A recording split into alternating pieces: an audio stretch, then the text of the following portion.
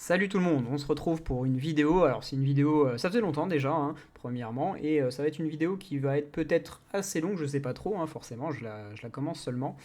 Étant donné que ça fait longtemps, hein, on va essayer de faire un petit récapitulatif de ce qui s'est passé depuis la dernière vidéo, en fait, donc dans la saison 1. J'ai pas pu faire vraiment de vidéo parce que la saison 1 a demandé énormément de temps. Ce qui fait que tous mes temps libres, c'était un petit peu compliqué en fait de comment de faire des vidéos ou autre. J'ai vraiment passé mon temps libre sur, sur le jeu entre guillemets. Pour une fois, je me suis mis un petit script pour la vidéo pour éviter de partir un petit peu en n'importe comment parce que en plus de faire un bilan, c'est pas juste le but de faire un bilan de ce qui s'est passé dans l'alliance pour nous ou pour le serveur, c'est aussi de donner quelques conseils stratégiques parce que tout ce que on a vu, tout ce qu'on a pu faire sur la saison 1, on va retrouver des choses assez similaires sur la saison 2. Donc tout ce qu'on a fait là et tout ce qu'on a appris aussi nous-mêmes en tant que joueurs va être utile pour la saison 2. Alors, ce que je vous propose, c'est de commencer par faire un petit bilan, un petit rappel aussi des règles, parce que j'ai beaucoup de joueurs qui ne sont pas dans l'équipe de R4 qui ont posé beaucoup de questions sur la saison. C'est bien, hein, c'est qu'ils sont investis, mais qui se demandaient pourquoi est-ce qu'on capturait telle ou telle base, pourquoi on n'allait pas sur tel ou tel chemin, etc., etc. Ils n'avaient peut-être pas forcément toutes les règles de disponibles. Donc on va faire un petit rappel des règles et de toutes les contraintes que le jeu nous met à disposition. Et ensuite, on va expliquer pas tous les choix qu'on a fait, mais quelques petites stratégies qui seront peut-être utiles pour la S2, pour peut-être aussi les autres alliances qui nous regardent. Sachez que je tourne cette vidéo, la saison 1 n'est pas encore terminée, elle finit dans 2 jours, ce qui fait qu'il nous reste encore un petit peu de combat à mener. Mais voilà, on va essayer de donner un minimum d'infos sur ce qu'on va faire samedi au cas où. Alors déjà, un petit rappel des règles. Alors je passe toute la première partie de la saison. La première partie de la saison, donc les 2 semaines, sur tout ce qui est virus, conquête de notre carte, etc. Donc tout ça, j'avais déjà fait des vidéos juste avant. Et bon, tout ça, ça a été bien compris par l'Alliance. Ce qui va m'intéresser là, on va dire que je commence vraiment à partir de la semaine 3, donc l'interserveur. Parce que c'est là que commence une grande partie de la saison, une grande partie amusante et frustrante et fatigante pour les équipes de R4, mais ça, c'est notre choix aussi d'être dans ces équipes.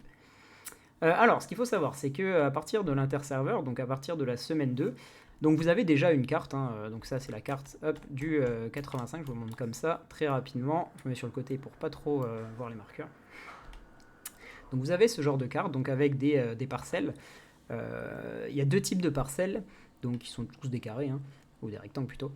Vous avez 2 types de parcelles, donc les parcelles comme ceci, vierges, qui sont ceux qu'on appelle des SH, donc des strongholds en anglais, forteresse ou base en français, on a utilisé plein de mots différents, qui servent tout simplement à progresser et à offrir des points d'influence. Ils ne servent pas à rien non plus dans le classement, ils offrent des points d'influence donc pour le classement. On en reparlera un petit peu après dans la vidéo. Et vous avez aussi du coup d'autres parcelles comme celle-ci, qui sont les villes. Alors les villes donnent également des points d'influence et surtout, ils donnent également des petits bonus passifs, donc des petits bonus de récolte ou de construction, etc. Alors les règles ne sont pas les mêmes pour les SH et pour les villes, donc on va essayer à chaque fois de distinguer un petit peu les deux. Alors ce qui s'est passé, c'est que la première semaine, voilà, enfin les premières semaines, les 2 premières, on a un petit peu capturé tout sur le 85. Et ensuite, le jeu nous a offert 7 nouvelles cartes. Et donc, il a mis tout simplement en relation en fait 8 serveurs. Ce qui fait que ça devient une vraie partie d'échecs, entre guillemets, entre plein d'alliances sur 8 échiquiers différents. Et donc là, vous voyez, on était avec ces serveurs-là. Et donc là, ça devient un petit peu beaucoup plus compliqué parce qu'il va y avoir vraiment, même si les règles sont assez simples, on va les rappeler juste après, mais ça devient beaucoup plus compliqué parce qu'il va falloir anticiper et s'adapter aux choix des autres alliances. Et on n'a pas forcément des discussions avec tout le monde. Alors pour rappel, quand vous voulez progresser un petit peu dans vos captures, hop, voilà. Les contraintes du jeu, c'est que vous ne pouvez pas attaquer une parcelle si vous n'avez pas de parcelle adjacente. C'est-à-dire que l'Alliance Verte, ici, peut attaquer celle-ci sans problème, mais elle ne peut pas attaquer celle-ci parce qu'elle n'a pas de parcelle à côté. Autre chose, vous avez le droit à 2 attaques de SH, 2 captures, excusez-moi, 2 captures de SH par jour uniquement, et 2 captures de ville les mercredis et samedis uniquement. Donc c'est pour ça qu'on est assez limité, et sachant que ça, c'est pour tous les serveurs. Je vous ai parlé avant du fait qu'il y avait 8 échiquiers. C'est pas 2 captures sur notre serveur et 2 captures à l'interserveur, non, c'est 2 au total. Donc, ce qui veut dire que les choix de chaque jour, en fait, sont assez importants. De même, quand vous prenez un SH, donc ici, hein, par exemple, vous voyez celui-là, il y a un petit bouclier qui se met autour pendant un peu plus de 2 jours, ce qui veut dire que personne ne pourra l'attaquer. Ce qui va pouvoir laisser lieu aussi à ce qu'on va appeler des resets, dont on parlera un petit peu après, qui est une dimension aussi stratégique qu'on va garder pour la S2. Pour les villes, par contre, c'est un bouclier de 6 jours, donc là c'est un petit peu plus long. Alors, comment ça marche pour l'interserveur? Donc ici, hein, quand on veut aller sur les autres serveurs, ça se passe ici. Donc toutes les semaines, on a gagné ce qu'on appelle un avant-poste. On va parler très très rapidement des avant-postes. Hein. Donc on en a débloqué le premier à la semaine 3, puis semaine 4, puis semaine 5 et semaine 6. Donc on a pu choisir de s'implanter sur un serveur. Donc le premier qu'on a fait, c'est le 90 hein, par exemple. Et on a construit en fait cet avant-poste. Et à la fin de la construction de l'avant-poste, on a dû prendre le stronghold qui était juste à côté, le SH qui était là. Et ensuite, après, on a pu tranquillement se disperser sur le serveur. Alors la règle, hein, c'est tout simple, c'est que tant qu'on a une parcelle comme ça sur un serveur, on n'est pas éjecté. Même si notre avant-poste, vous voyez ici, s'est fait détruire, c'est pas très grave, parce qu'on a pu avancer. Là, sur le 90, par exemple, hein, vous voyez qu'on s'est développé, on est arrivé jusqu'ici, excusez-moi, puis on est reparti vers là-bas. Bon, vous voyez qu'il s'est passé des choses entre-temps. Hein.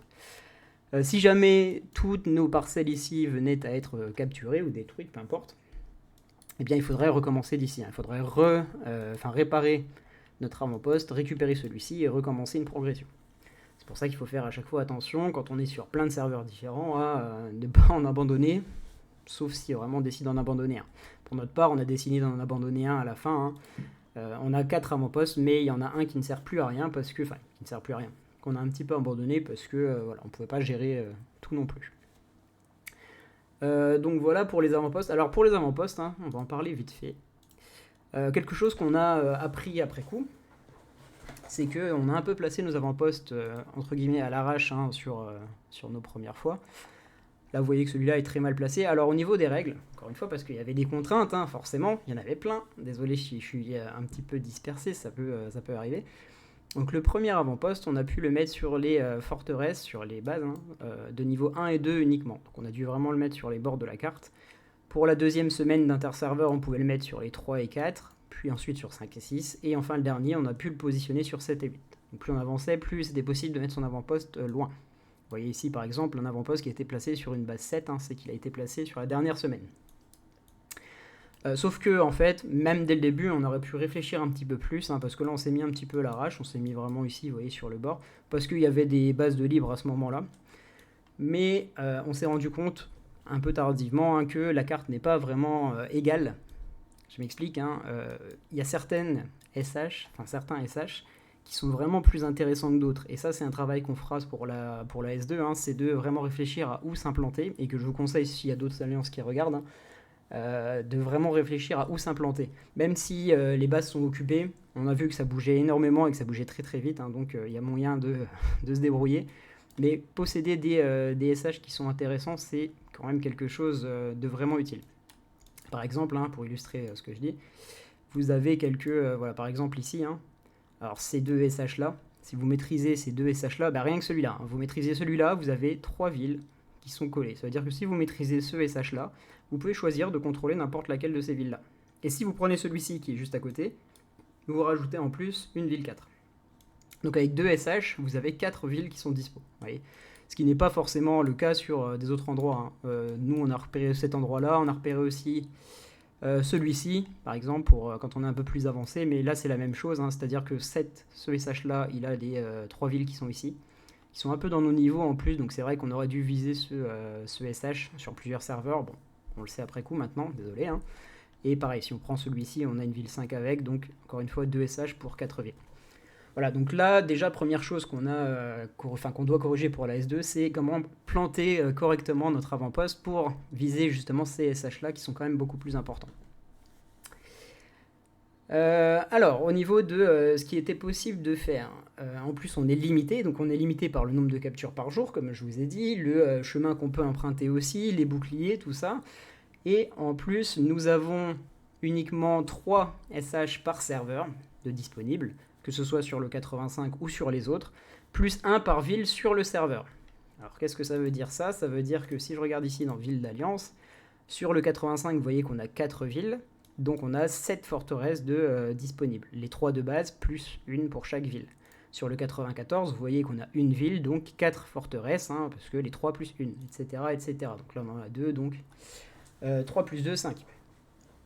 Et les villes aussi sont limitées, hein, parce que ça serait trop facile. Les villes, c'est 4 maximum sur notre serveur, donc là j'ai les 4 ici sur le 85, et 4 en interserveur. Vous voyez ici, 4 contrôlés dans les autres zones de guerre. Ça veut dire que je ne peux pas faire 4 sur le 94, 4 sur le 90, etc. Là, on a fait une sur le 94, 2 sur le 90 et une sur le 82. Donc voilà, tout ça, c'est des choses, des facteurs quand même qui sont vachement limitants pour la progression, et donc il y a des choix à faire. Alors, qu'est-ce que je voulais dire d'autre? Donc, pour faire un petit bilan de notre saison pour notre alliance, c'est une saison qui est très satisfaisante pour l'instant. Elle n'est pas finie, mais c'est très satisfaisant. Au niveau du classement, on a pour objectif de finir à 3 millions, ce qui serait vraiment pas mal. On est 27e pour l'instant, on a flirté, on est allé jusqu'au maximum 14e, on a flirté entre la 20e et 30e place la plupart du temps. On a très peu d'alliances qui sont à notre puissance, qui sont au-dessus. On n'a qu'une seule alliance en fait qui est au-dessus de nous, qui a une puissance inférieure. Donc, ce qui est quand même très encourageant, parce que forcément les premières alliances, c'est des alliances avec vraiment des puissances très élevées, bon, pas forcément eux, mais voilà, d'autres qui ont vraiment des puissances beaucoup plus élevées que les nôtres. Donc c'est une saison qui est quand même bien réussie, hein. J'ai eu beaucoup de volontaires qui étaient prêts à se battre, même à certaines heures qui étaient compliquées, on en reparlera après. Mais voilà, c'est quelque chose qui est assez satisfaisant. Alors pourquoi on vise les 3 millions? Parce que vous avez un système de récompense, voilà, qui est ici, qui varie selon le nombre de points qu'on a, hein. Donc vous voyez ici, hop, ça c'est pour les classements, on s'en fiche, on les aura. Nous on vise celui-là, hein, donc l'influence dépasse 3 millions, et là on est à 2,7 millions pour avoir vraiment des belles récompenses. 4 millions ça sera pas possible, plus avoir une ville 6 pour nous c'est pas possible. Mais si on arrive à avoir celle-là, ça sera vraiment quelque chose de très bien. Donc avoir tout ça plus ça serait vraiment quelque chose de très glorieux on va dire pour nous. Mais pour ça il va falloir bosser le dernier jour. Donc on rappelle, hein, pour avoir les points d'influence, c'est vraiment contrôler des strongholds de plus haut niveau possible et des villes de plus haut niveau possible. Alors, on va parler un petit peu stratégie. Donc, pour contrôler vos SH, il va falloir vraiment avoir des alliances avec d'autres alliances, justement, hein. Il faut des alliés. Si vous vous débrouillez tout seul, c'est quelque chose d'impossible. Que ce soit des alliés sur votre serveur ou interserveur, il va vous falloir de la main-d'œuvre, entre guillemets. Parce que déjà, pour les captures, ils peuvent vous aider. Mais aussi, il y a ce qu'on appelle des resets qui sont possibles. Alors, les resets, hein, c'est tout simplement... je vais revenir vite fait sur le 85. Alors, on imagine... Hop, j'ai ma base ici. Voilà, elle n'a plus de bouclier, vous voyez, il n'y a pas le petit symbole autour. Je pourrais demander, en fait, tout simplement, si jamais hop, cette alliance-là était notre allié, ce qui n'est pas le cas, hein, mais je pourrais lui demander, en fait, de tenter de capturer, en fait, ma base. Il met juste une attaque dedans, d'accord? Donc il rentre dedans, il met 0,1%, il ressort, on reprend la capture et on la termine en fait, on termine la capture. Donc le jeu va considérer en fait qu'on a défendu. Ce qui va se passer, c'est qu'il va faire comme si on avait capturé, donc il va remettre un bouclier de plus de 2 jours dessus. Et étant donné que cette alliance-là n'aura pas réussi la capture, ça ne va pas leur compter comme capture, excusez-moi, de SH. Ça veut dire qu'il aura toujours ces 2 captures de disponibles. Pareil, nous, on aura toujours nos 2 captures de disponibles. Donc les resets ne coûtent absolument rien. Il faut juste se coordonner avec des alliances autour qui sont nos alliés. Voilà. Donc ça, c'est vraiment quelque chose d'important, hein, qu'il faut savoir faire et qu'on n'a pas toujours bien fait. Des fois, on s'est fait un petit peu submerger alors qu'on aurait pu faire des resets. C'est aussi des choses qu'il faut surveiller, mais voilà, on ne peut pas avoir les yeux partout, hein. Parce qu'on peut faire des resets sur tous les serveurs, que ce soit le nôtre ou les interserveurs. Pour communiquer, on a utilisé beaucoup le système de marqueurs. Donc les marqueurs, hein, vous pouvez les retrouver quand vous dézoomez. Voilà, vous pouvez voir des petits marqueurs très très rapidement, je ne vais pas trop vous les montrer. Vous les avez également hein, dans les mails pour ceux qui regardent dans Alliance. Vous voyez tous les marqueurs ici, donc c'est tout ce qu'on utilise. Il suffit de regarder, de cliquer dessus et puis vous avez les marqueurs. C'est ce qui nous sert un peu de planning. Je pense qu'on changera de système pour la S2. Même si on gardera le système de marqueurs, on mettra autre chose en plus en place. Mais voilà, on mettait à chaque fois un petit marqueur sur le SH ou la ville qu'on voulait attaquer. Quand on peut, des jours à l'avance, mais comme je vous ai dit avant, ça bouge énormément les cartes.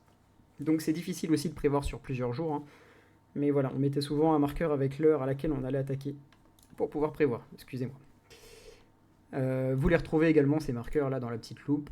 Alliance, vous avez tous les marqueurs ici. Voilà pour le bilan un petit peu de la saison. Maintenant, je vais vous parler d'autres choses au niveau stratégique. Donc, qui va plus parler déjà à ceux de mon alliance quand même, mais aussi au chef. On a beaucoup rabâché en S0 le fait de bien se placer. Donc, apprendre à bien se placer en tant que base, c'est-à-dire disposer notre base correctement et pas se mettre à l'arrache. Alors, pour rappel, une base, hop, voilà, je vais mettre un petit peu ici. Donc, c'est un carré de 3 par 3. Okay, donc vous voyez que le jeu il est scindé en petits carrés comme ça, en petites cases, excusez-moi, et notre base c'est du 3 par 3. Autrement dit, en partant de là, on va pouvoir faire énormément de choses, énormément de stratégies. Beaucoup de nos joueurs ne comprenaient pas pourquoi on insistait pendant la S0 pour apprendre déjà à bien se placer, et je crois que là, beaucoup de joueurs ont compris pourquoi c'était aussi important. Pour plusieurs choses, hein, c'est très important pour plusieurs choses. C'est que sur la défense ou l'attaque de SH, désolé pour les E parce que je réfléchis en même temps, sur les attaques et les défenses de SH, il y a vraiment la position qui entre en jeu aussi, quasiment aussi fort que la puissance. C'est-à-dire que si je veux attaquer ce SH là, enfin là c'est une ville mais peu importe, hein, si je veux attaquer d'ici, donc mes troupes vont avancer, vont attaquer et en cas d'échec ou même en cas de réussite, la plupart du temps, ils vont revenir. Ce qui veut dire qu'elle va faire un aller-retour. C'est très long. C'est-à-dire que les troupes, enfin les escouades que vous envoyez sont assez lentes.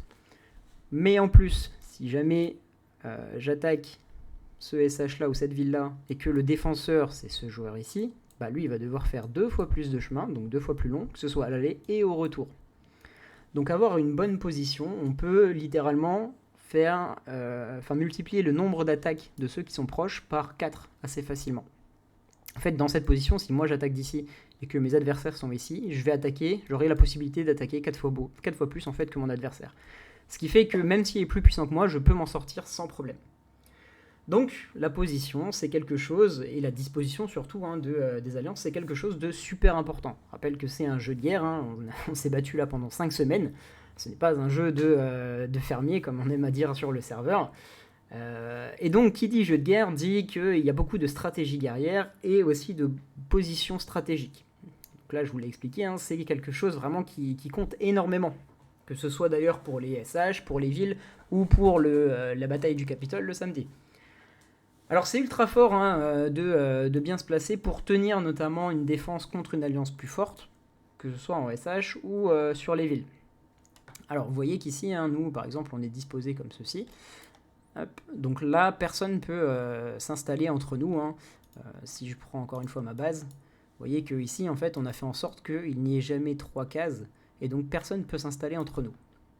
Donc si je veux attaquer cette ville-là, en fait, là, je suis obligé de me placer ici, et donc vous voyez que le chemin, il est quand même vachement plus long. En fait, cette stratégie, entre guillemets, là, de nous placer comme ça, autour de la boue, ça nous a permis vraiment de battre en défense, ou en tout cas de contenir des alliances qui étaient beaucoup plus fortes que nous. Autre chose, hein, c'est que si jamais j'avais envie de... enfin, je peux me TP ici, mais je peux aussi me TP directement dans la boue. Vous voyez qu'ici, je peux me TP hop, à l'intérieur, et donc là, on se dit, bah, je suis tout prêt quand même, c'est facile. Sauf que quand on est dans la boue, je vous rappelle que vous pouvez vous faire attaquer à n'importe quel moment, alors que quand vous êtes dans l'herbe, vous ne pouvez pas vous faire attaquer par un autre serveur. Donc, la boue, hein, par contre, on va en venir après. Quand on attaque des villes, il y aura peut-être d'autres choses à faire. Alors, juste comme ça, pour l'herbe, il y a un petit pixel qui est un peu tendancieux. Je vais aller sur un autre SH qui est vide.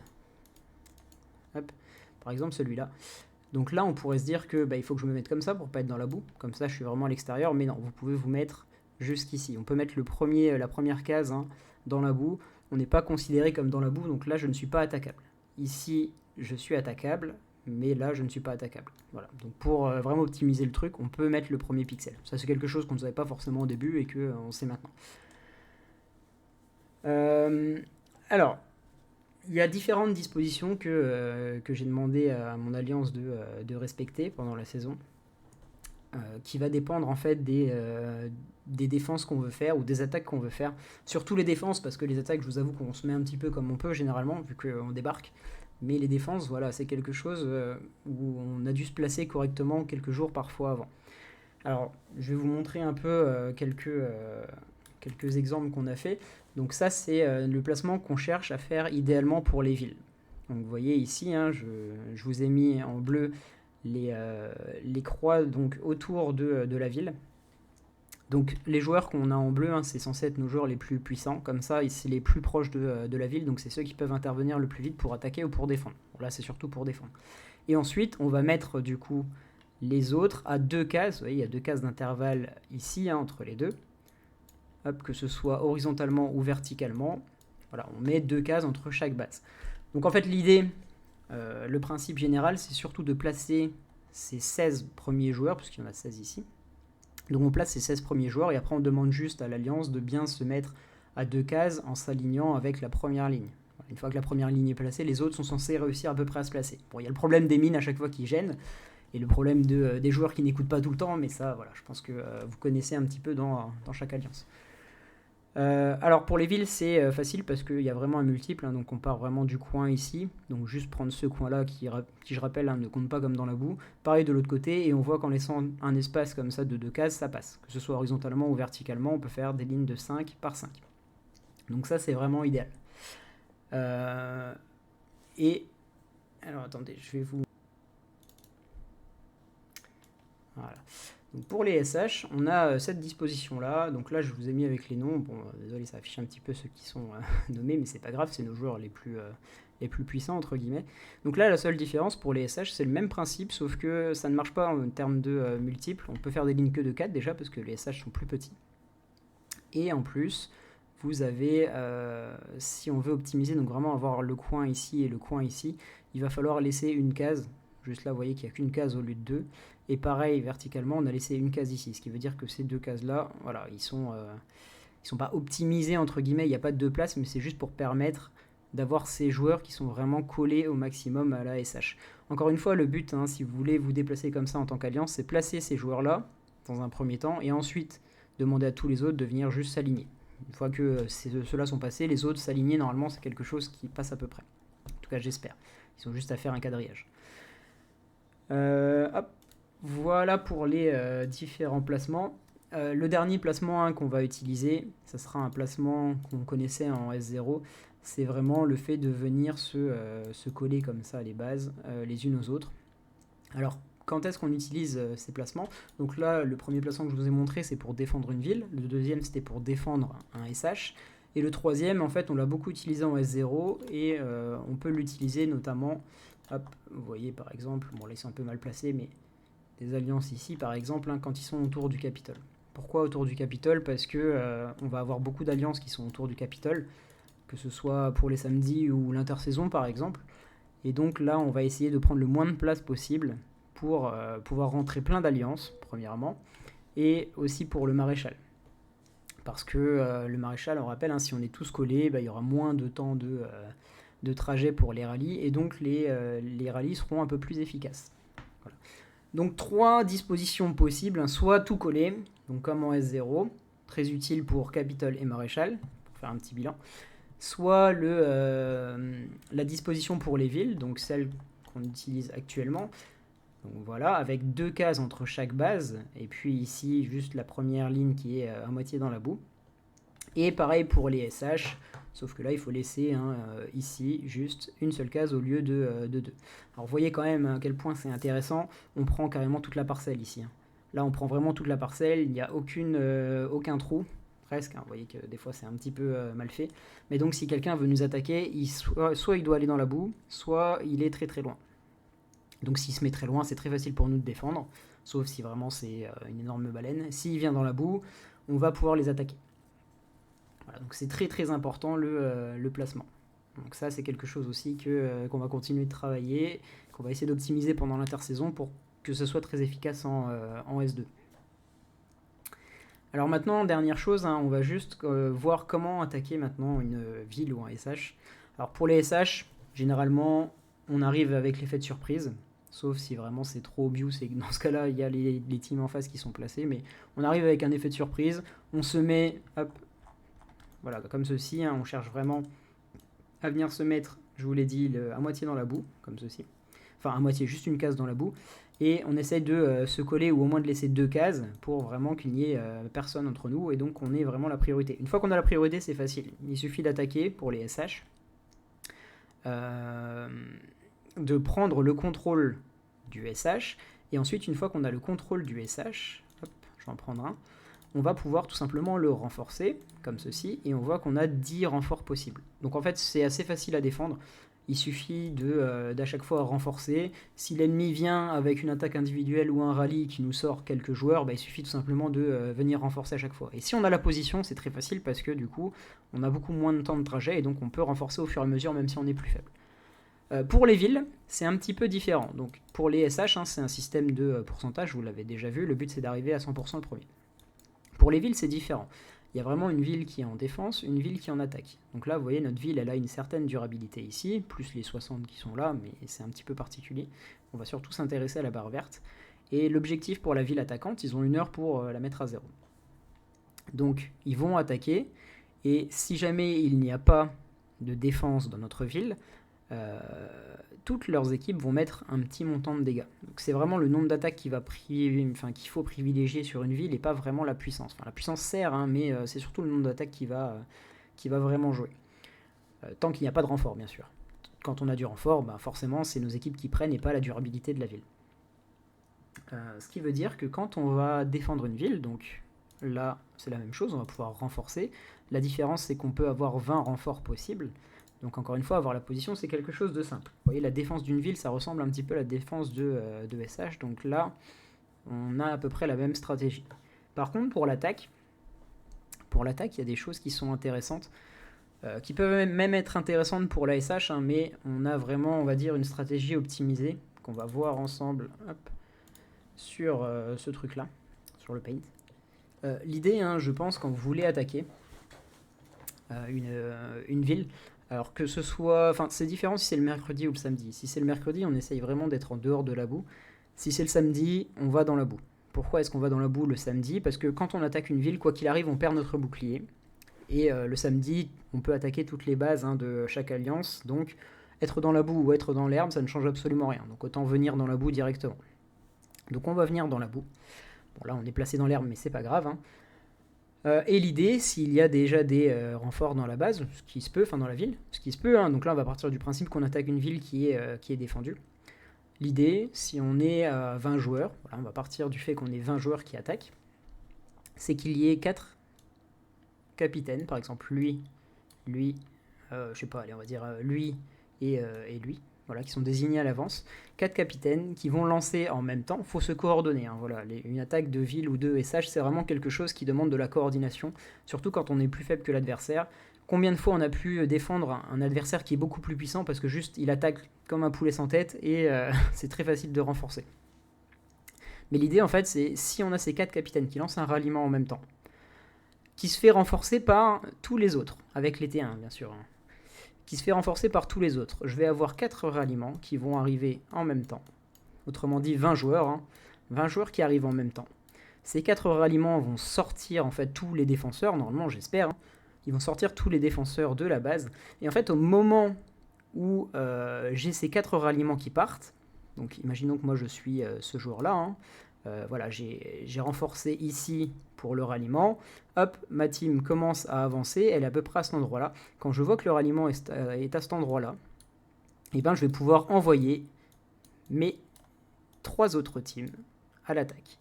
Pourquoi est-ce que je vais pouvoir envoyer mes 3 autres teams ou 2 autres teams si vous avez que 3 teams parce que en fait, les 4 ralliements vont sortir les adversaires, donc ils vont être éjectés comme ceci, et on va avoir quelques secondes pendant lesquelles les adversaires vont essayer de revenir, de renvoyer d'autres teams, hein, mais donc quelques secondes pour lesquelles la ville sera sans défense. Et donc le but c'est vraiment que sur ces quelques secondes, toutes les autres teams, donc toutes les T2, T3 et T4, de tous nos joueurs, tapent en même temps. Ce qui veut dire qu'on va mettre en fait, pendant ce moment où il n'y a pas de renfort, quelques dégâts. Voilà. Le but après, voilà, les adversaires vont revenir en renfort, et on refait la même chose. Une fois que toutes les teams sont revenues, on refait la même chose, les 4 capitaines se coordonnent, envoient un rallye en même temps, hop, les rallyes partent, boum, toutes les T2, T3, T4 de tout le monde partent juste derrière, et on continue comme ça. Et en 1 heure, normalement, on a largement le temps de capturer même des villes d'alliances qui sont plus puissantes que nous. Donc là, je le montre hein, depuis l'extérieur de la boue, mais dans la boue, ça serait pareil. Hein. On ferait juste partir les rallyes d'ici, mais c'est le même principe.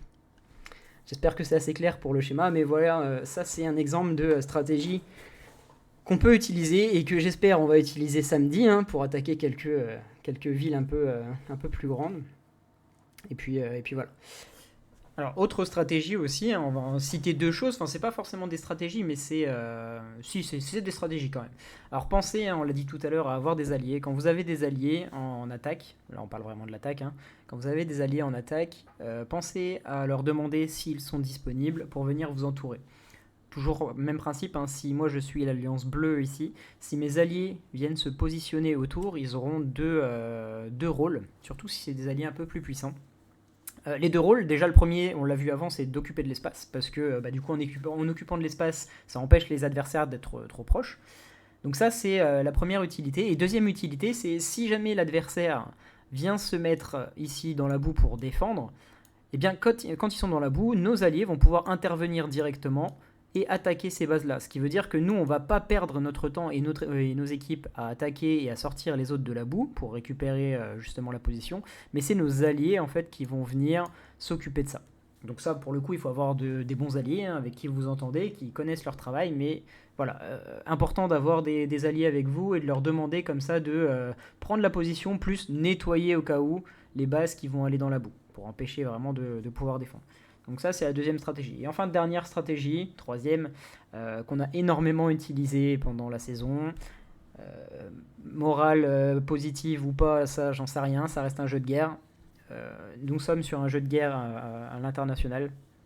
Donc pensez à regarder, là, si vous voulez vraiment avoir les SH ou les villes, la nationalité prédominante des alliances que vous attaquez.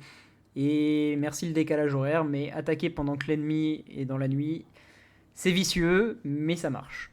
Donc c'est vrai qu'attaquer une alliance par exemple asiatique, quand chez eux il est 4h du matin et que chez nous il est 21h, bah c'est beaucoup plus efficace, on a beaucoup plus de joueurs. Voilà. Donc pensez ce que vous voulez de cette stratégie, ça reste quelque chose d'efficace et ça reste un jeu de guerre. Voilà. N'hésitez pas si vous avez des questions d'ailleurs sur ce genre de stratégie. On va essayer pour les gens de mon alliance, hein, de vous repasser ça par écrit. Bon, pour conclure la vidéo, on va juste parler des choses à venir. Dans 2 jours, comme je vous ai dit, c'est la fin de saison. Vous allez avoir l'intersaison pendant un petit moment qui va arriver. Pendant l'intersaison, l'objectif c'est vraiment de se refaire une économie en accélérateur et en ressources. On a utilisé énormément de ressources pour le combat. Il y aura beaucoup moins de combats en intersaison, donc le but c'est vraiment de se refaire une économie, se développer au maximum sa base. Hein. Il y en a beaucoup qui sont dans la recherche des T10 en ce moment, donc faites vos T10 le plus vite possible. Le but c'est de les avoir pour la S2. Hein. Donc moi j'ai la chance au moins de les avoir maintenant, mais bon, vous voyez que les terrains sont très faibles, hein, étant donné qu'on se bat un peu tout le temps. Mais voilà, essayez de développer au maximum votre base. Il y aura juste l'événement du marché noir avec les duels de champions. Si vous voulez, je peux, si ça vous intéresse, vous pouvez me le dire en commentaire ou dans le chat direct du jeu. Je peux vous faire une vidéo sur le marché noir. C'est vraiment un petit événement très sympa qui permet d'avoir pas mal de récompenses, notamment qui est lié avec le duel des champions. Mais voilà, je vais pas trop m'étendre, hein, ça fait déjà une vidéo assez longue. Et puis, ceux qui sont restés jusqu'au bout, merci beaucoup d'être restés. J'espère que les conseils ont été assez clairs. On a vraiment parlé stratégie un peu plus poussée ici, hein, et on a encore d'autres stratégies plus poussées, mais voilà, c'était quelques exemples qui ont été donnés. En tout cas, merci beaucoup, et puis on se dit à une prochaine vidéo. On aura un peu plus de temps pendant l'intersaison.